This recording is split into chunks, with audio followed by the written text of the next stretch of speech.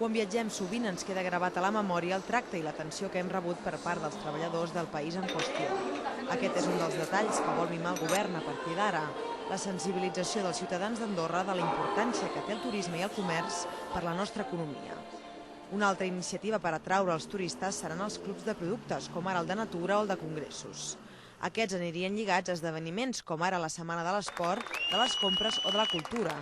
De fet, ja hi ha algun pack d'activitats lligat amb l'Ultratrail 2010. La creació d'una Smart Box, que són unes caixes regal que es podrien incorporar dintre els hotels, a les habitacions dels hotels, i on es comercialitzarien diversos productes d'Andorra a través d'aquest format.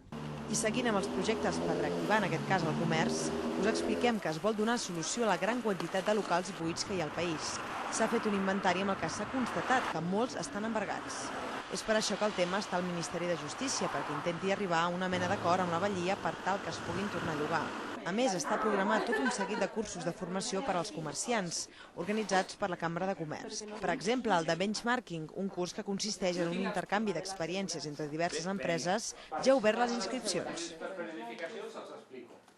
Vinga. Sí?